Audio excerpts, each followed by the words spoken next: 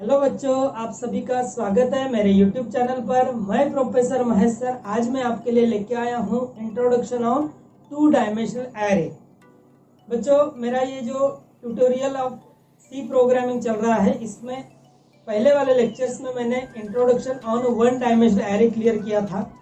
Then after practicals on one dimensional array मैंने complete किया था। अभी तक वो वीडियो अगर नहीं देखे हैं तो उसका डिस्क्रिप्शन में मैंने उसका लिंक दिया है, वो पहले वीडियो देख लीजिए ताकि आपको ये वीडियो अच्छे से समझ में आ सके। तो बच्चों, आज हम देखने वाले हैं introduction on to dimensional array. तो चलते हैं आज के टॉपिक की तरफ।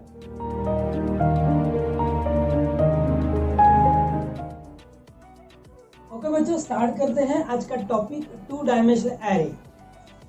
तो सबसे पहले मैं इसका व्हाई क्लियर करना चाहता हूं कि ये हमें टू डायमेंशनल एरे क्यों पढ़ना है।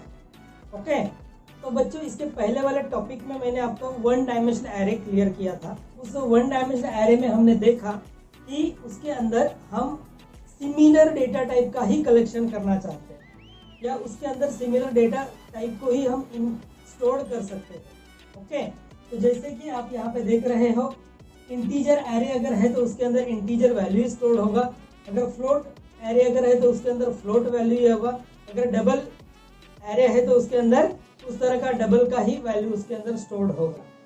सपोज वो पूरा का पूरा डेटा एक कॉलम में या तो एक हॉरिजॉन्टल रो में आप उसको स्टोर कर सकते हो या उसको डिस्प्ले कर सकते हो, दिखा सकते हो। ओके, सपोज अगर मुझे इस तरह का डेटा स्टोर करना है कि स्टूडेंट का roll number and student subject 1 के मार्क्स, स्टूडेंट के सब्जेक्ट 2 के मार्क्स, क्या मैं ये वन डायमेंशनल एरे में स्टोर कर सकता हूँ बच्चों?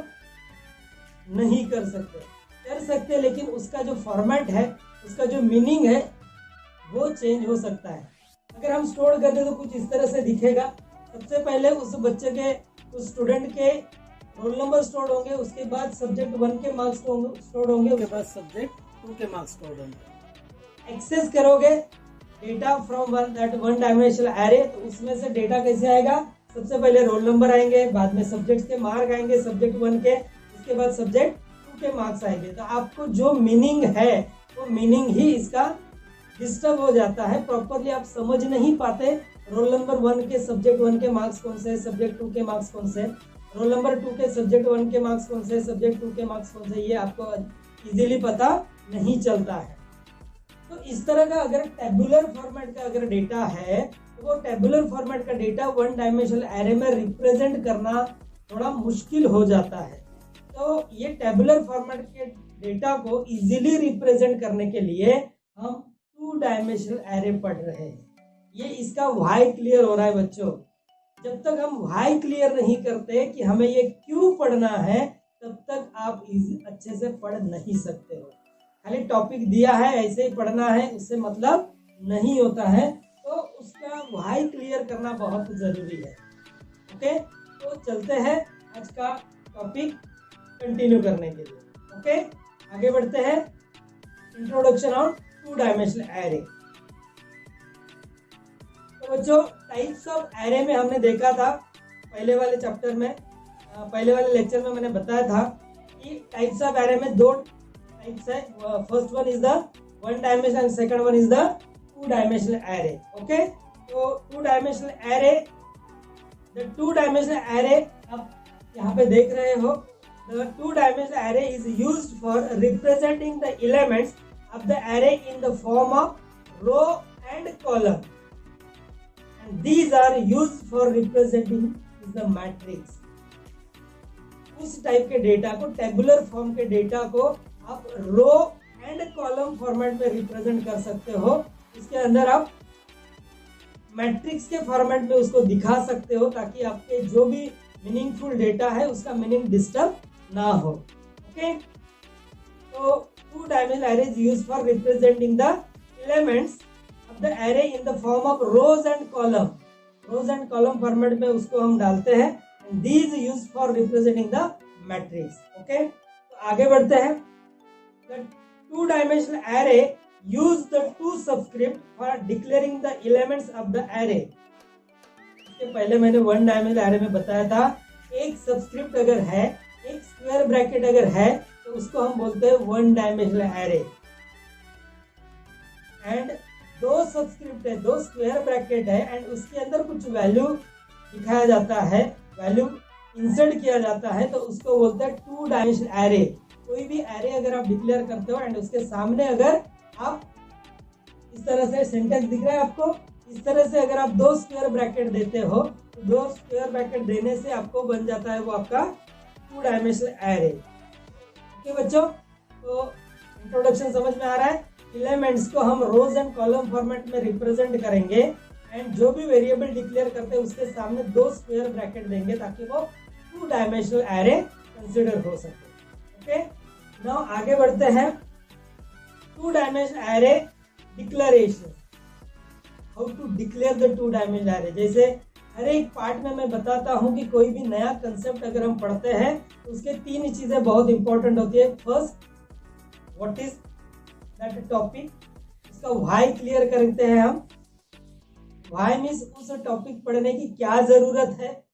देन आफ्टर उसको हाउ टू डिक्लेयर, उसको डिक्लेयर कैसे करेंगे वो देखेंगे आज।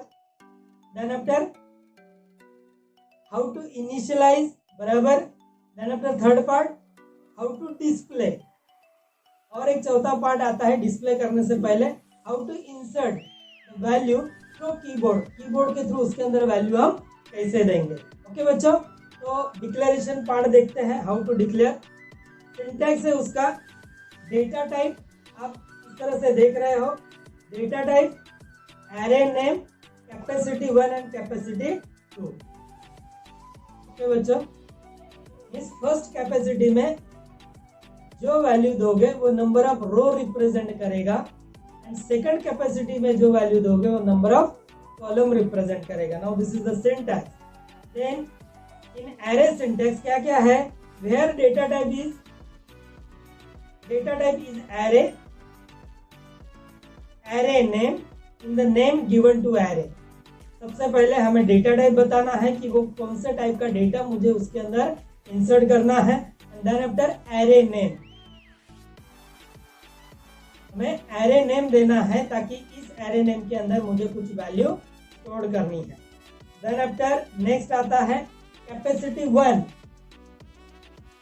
Indicates the number of row element associate. Capacity 1 क्या इंडिकेट करता है कि नंबर ऑफ रो कितने हैं, उस एरे के अंदर नंबर ऑफ रो कितने इंसर्ट करने वाले वो इंडिकेट करता है। एंड कैपेसिटी 2 क्या इंडिकेट करता है कि नंबर ऑफ कॉलम कितने हैं। Capacity 2 indicates the number of column element associate, उसके अंदर कितने कॉलम है। मींस बच्चों, नंबर ऑफ रो कितने दे रहे हो उसका figure and number of column कितने दे रहे हो उसका फिगर, अगर ये दोनों का प्रोडक्ट्स करते हो, सपोज 3 रो दिया एंड 3 कॉलम दिया, उसका प्रोडक्ट्स करते हो तो नंबर ऑफ एलिमेंट्स मिल जाते हैं उस टू डायमेंशनल एरे के अंदर इंसर्ट कितने नंबर्स आप कर रहे हो। 3 into 3 कितना हो जाता है बच्चों, 9। 9 एलिमेंट्स उस टू डायमेंशनल एरे में आप स्टोर कर सकते हो। ओके, आगे बढ़ते हैं। सम टू डायमेंशनल एरे, कुछ सिंटैक्स दिया है बच्चों टू डायमेंशनल एरे का। इंटीजर एरे डिक्लेयर किया, A2 पहला कैपेसिटी एंड 3 सेकंड कैपेसिटी। पहला कैपेसिटी 2 है, मींस क्या हो गया, ये रो, नंबर ऑफ रो कितने हैं, एंड सेकंड जो कैपेसिटी दिया वो नंबर ऑफ कॉलम कितने हैं। दूसरा एक फ्लोट नाम का एक वेरिएबल डिक्लेयर किया, वो भी टू डायमेंशनल हो गया। फ्लोट डेटा टाइप से बी नाम का वेरिएबल्स है, इसके अंदर पहला कैपेसिटी है 3, मींस नंबर ऑफ रो कितने हैं 3 एंड नंबर ऑफ कॉलम कितने हैं 3। तो दोनों यहाँ पे दिख रहे हैं। ये सिंटैक्स है, स्क्वायर ब्रैकेट एंड इसका कैपेसिटी 1 एंड कैपेसिटी 2 पास करना है। तो first line declare a as a two dimensional array अब इंटीजर डेटा टाइप। पहला जो एरे हम डिक्लेयर कर रहे हैं वो क्या है, इंटीजर डेटा टाइप है, बराबर। हैविंग 2 रोज एंड 3 कॉलम, कितने रोज है 2 रोज एंड 3 कॉलम, बराबर। मींस नंबर ऑफ एलिमेंट्स कितने हो जाएंगे 2 into 3 6 एलिमेंट आप उसके अंदर स्टोर कर सकते हो। ओके, नीचे उसका कंसेप्ट दिया है, यहाँ पे अगर आप देख सकते हो डायग्राम दिख सक रहा है, ऊपर नंबर ऑफ रो दिखा रहा है, नीचे नंबर ऑफ कॉलम दिख रहा है। नंबर ऑफ रो, पहला कैपेसिटी 1 क्या इंडिकेट करता है, number of row, and second square bracket क्या इंडिकेट कर रहा है, number of column. Okay, number of column, ये उसका सिंटैक्स है। देन ये सबसे इंपॉर्टेंट है बच्चों, ये जो टेबल दिख रहा है आपको, ये टेबल सबसे इंपॉर्टेंट है बच्चों। आपने मैट्राइसेस में पढ़ा था, ये सेम 1 के मैथमेटिक्स, बेसिक मैथमेटिक्स आपने पढ़ा है, उसमें ये मैट्रिक्स चैप्टर था। उसमें आपने पढ़ा है कि फर्स्ट कॉलम का एलिमेंट का पोजीशन क्या होता है, 0 0, या उस मैट्रिक्स में आपने पढ़ा है 1 1, वहां से 1 से स्टार्ट होता है। और यहाँ पे एरे का बेसिक एड्रेस, जो इनिशियल एड्रेस है, तो that address is always 0, that's why first row and first element, पहला रो का एलिमेंट है एंड पहले कॉलम का एलिमेंट है, तो इसका इंडिकेशन है row 0 and column 0, that's why first element 0 0। Then second की तरफ जाओगे तो row as it is 0, column एक से बढ़ रहा है, second position element. Then row as it is है, कॉलम बढ़ रहा है, that is the third position elements. Mean पहले रो के जितने भी एलिमेंट्स उसका इंडेक्स वैल्यू, जैसे हमने 1 डायमेंशन में देखा था, ऊपर इंडेक्स वैल्यू लिख के रहती थी, सेम कंसेप्ट यहाँ पे 2 डायमेंशनल में भी रो एंड कॉलम का पोजीशन जो है उसके अकॉर्डिंग टू इसका इंडेक्स वैल्यू फिक्स होता है।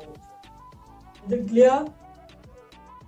यस, मींस वो 0 0, क्योंकि एरे अपना 0 से स्टार्ट होता है, इनिशियल वैल्यू अपना 0 होता है, रो भी 0 है, कॉलम भी 0, that's why first value is 0 0, second is 0 1, third is 0 2। Now row increase by 1, row 1 से बढ़ गया, वैल्यू क्या होगा 1। Now second row first column 1 0, यहाँ पे थोड़ा सा कंफ्यूजन होता है क्योंकि आपने प्रैक्टिस की है 1 1 से मैट्राइसेस में, बट यहाँ पे थोड़ा सा 0 से स्टार्ट करोगे तो ये अच्छे से समझ में आ जाएगा। Okay, now first second row second column का position 1 1, second row third column का पोजीशन 1 2। इस तरह से ये मेमोरी लोकेशंस के इंडेक्सेस है, इस तरह से उस इंडेक्स में आप वैल्यू स्टोर कर सकते हो। मैंने एरे में बताया था कैरेक्टरिस्टिक्स में कि 2 डायमेंशनल एरे में रो के अकॉर्डिंग टू वो वैल्यू स्टोर करते हैं, पहला रो दूसरा रो, बट वो कंटिन्यूअस फॉर्मेट में ही होता है, कंटिन्यूअस फॉर्मेट में ही हमें उसको स्टोर करना पड़ता है। ओके, तो आगे बढ़ते हैं। 2 डायमेंशनल एरे का इनिशियलाइजेशन, पहले क्या देखा हमने, वाई क्लियर किया कि हमें ये क्यों पढ़ना है, सेकंड में क्या देखा, हाउ टू डिक्लेयर, थर्ड में क्या देख रहे हैं, how to initialise. Okay, initialise कैसे करते हैं। द रूल इज दैट, पहला लाइन दिख रहा है, the rule is that the last right most subscript increases most rapid. Right subscript means कौन सा, यहाँ पे राइट मोस्ट कॉलम ये इंक्रीज मोस्ट रैपिडली, मीन्स वो जल्दी इंक्रीज हो रहा है, and the first left most subscript increases least rapidly. Means पहला रो का अगर आप देख रहे हो, रो एज इट इज है 0 0 0, पहले कॉलम में आपने, पहले रो में आपने देखा, इसके पहले वाले स्लाइड में मैंने दिखाया था, रो एज इट इज है, वो means increases least rapidly, means वो स्लोली इंक्रीज हो रहा है, मीन्स पहला रो पूरा कंप्लीट होगा, बाद में वो इंक्रीज होगा, बट वहां पे देख रहे हो तो कॉलम फास्टली इंक्रीज हो रहा है, पहले 0 बाद में 1 बाद में 2 लाइक दिस, वो पूरा रो कंप्लीट होने के बाद रो इंक्रीज होता है, बट हर रो के अंदर कॉलम रैपिडली इंक्रीज होते जाता है। Is it clear? इस तरह से ये कंसेप्ट दिया गया है। Thus the 2-dimensional array will be assigned by rows, that is the element of first row will be assigned, then the element of second row and so on। वो जो first subscript है, left most subscript, वो slowly increase होता है, that's why उसको रो consider किया है, and पहला रो कंप्लीट होने के बाद दूसरा रो के एलिमेंट्स वो लेता है, बाद में तीसरे रो के एलिमेंट्स लेता है, like this, that is the element of first row will be assigned, पूरे के पूरे रो के एलिमेंट असाइन हो जाते हैं, then the elements of second row and so on, then after second row के एलिमेंट्स हो असाइन कर देते हैं, मींस रो बाय रो हमें वैल्यू उसके अंदर स्टोर करना। ओके, आगे बढ़ते हैं। सिंटैक्स ऑलमोस्ट मैंने बताया था, बट इनिशियल करते समय कैसे करना है। First one is the data type, array name जो भी आप डिक्लेयर करते हो वो, देन कैपेसिटी 1 या कांस्टेंट 1, कांस्टेंट 2, पहला कांस्टेंट मींस रो के लिए, दूसरा कांस्टेंट आपका कॉलम के लिए। देन जब भी इनिशियलाइज करते हैं तो पहले रो के एलिमेंट्स, ये पहले करली ब्रैकेट, उसके बाद पहले रो के एलिमेंट पहले असाइन कर, वो सेपरेट करली ब्रैकेट के अंदर जितने आप रो का, जितना आप कॉलम का साइज देते हो ना, उतने एलिमेंट्स उस फर्स्ट रो के अंदर आते हैं। सपोज यहाँ पे 3 दिया तो 3 एलिमेंट, 4 दिया कॉलम के अंदर तो 4 एलिमेंट्स आए।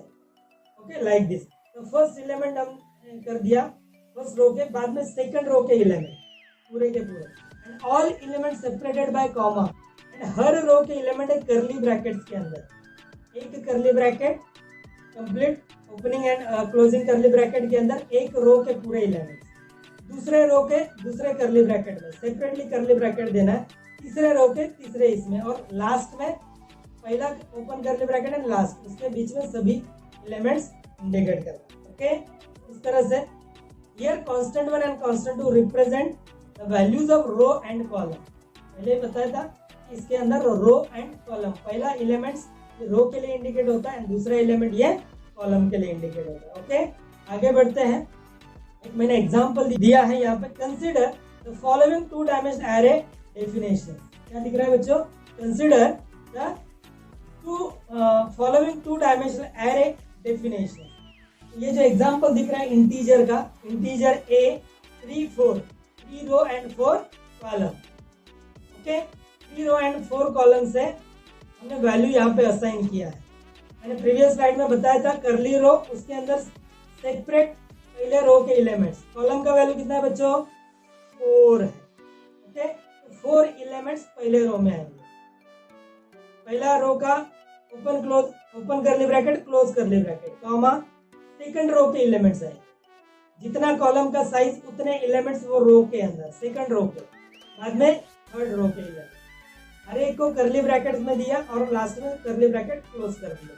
स्टोर्ड इन मेमोरी लोकेशन, ये मेमोरी लोकेशन में कैसे स्टोर्ड होंगे, ये टेबल यहाँ पे बहुत इंपॉर्टेंट है बच्चों। ये पहला रो का जो पहला एलिमेंट्स है, this element stored in 0 0 location of memory, 0 0 index location, index value है ये 0 0, मीन्स ये कैसे कंसिडर किया, रो 0 एंड कॉलम 0, उस पोजीशन का element, that is the first element. Then first row second column 0 1, इसके अंदर सेकंड एलिमेंट स्टोर होगा।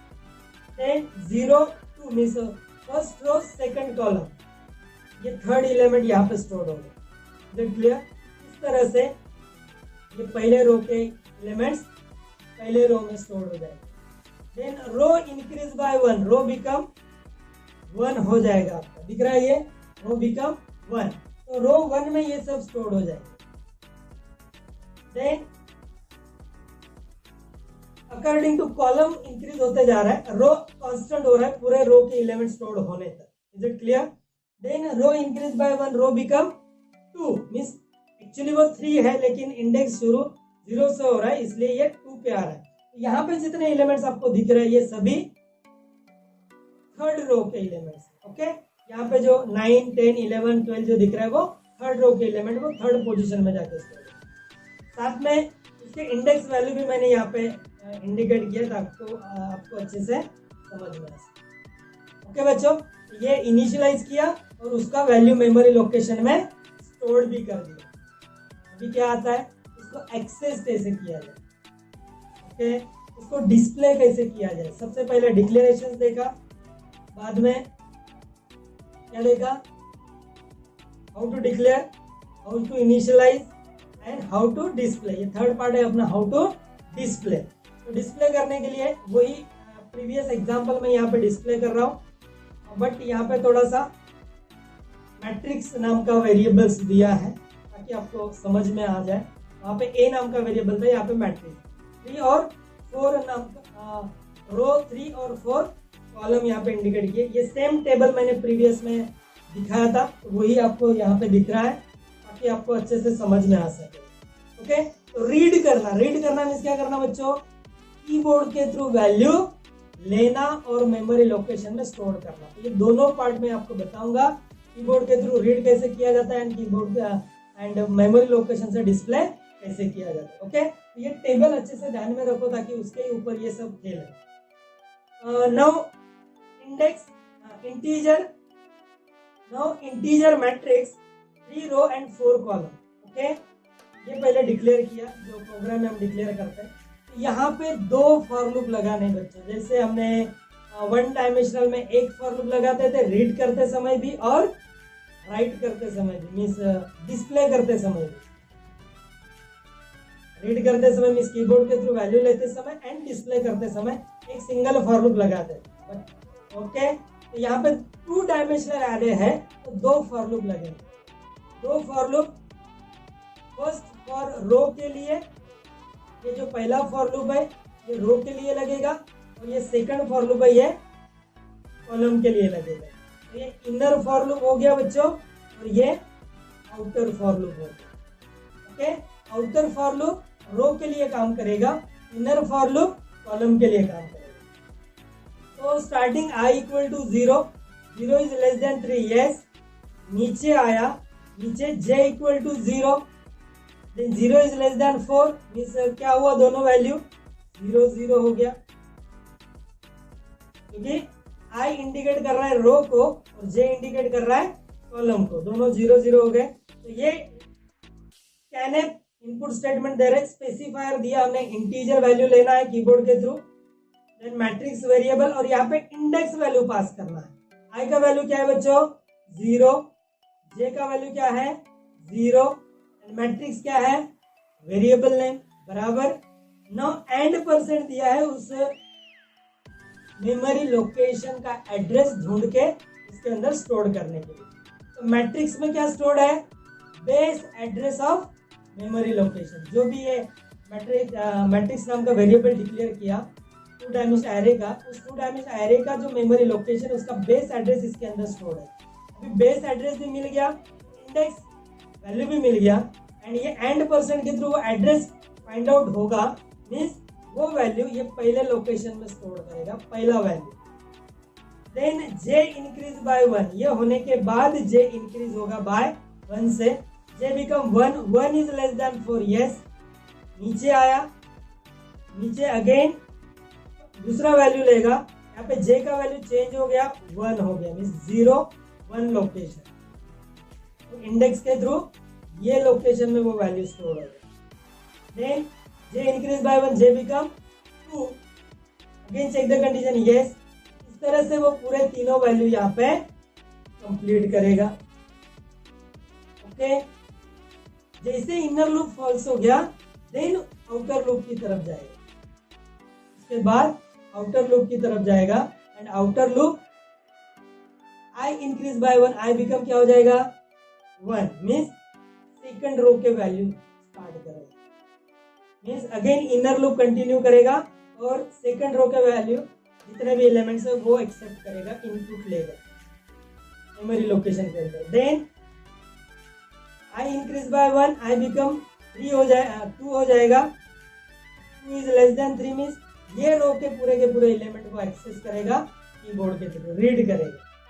ओके, इस तरह से पूरे वैल्यू इनपुट कीबोर्ड के थ्रू दिया जाएगा। अभी उसको डिस्प्ले कैसे करना है, डिस्प्ले के लिए भी बच्चों 2 फॉर लूप लगते हैं, ये दिख रहा है प्रिंटेड क्या, 2 फॉर लूप के थ्रू आप उसको डिस्प्ले भी कर सकते हैं। सेम कंसेप्ट है, आउटर फॉर लूप फॉर रो के लिए, inner for loop for column के लिए। ओके, तो रो के लिए outer and inner for loop जो है वो कॉलम के लिए। ओके, यहाँ से आप outer for loop same condition, i equal to 0, 0 is less than 3, yes. नीचे आएगा j equal to 0, 0 is less than 4, yes.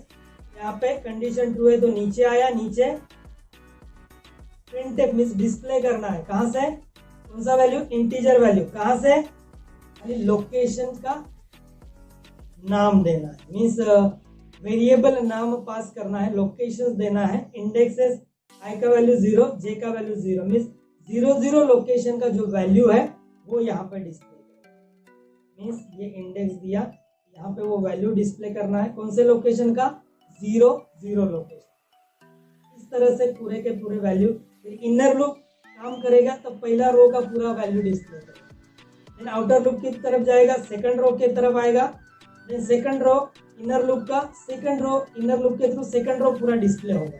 इस तरह से मेमोरी लोकेशन में जितने भी वैल्यूज है वो सभी आप डिस्प्ले कर सकते हो। ओके बच्चों, यहाँ पे introduction of 2 dimensional array complete होता है। अगर पूरा वीडियो देखने के बाद अगर आपको ये कंसेप्ट समझ में आया है तो प्लीज मेरे यूट्यूब चैनल को सब्सक्राइब और बेल आइकन बटन दबाना ना भूलिएगा, ताकि आपको मेरे हर एक वीडियोस का नोटिफिकेशन मिलते रहे। आगे वाले लेक्चर में मैं लेके आऊंगा इसका प्रैक्टिकल पार्ट। तब तक के लिए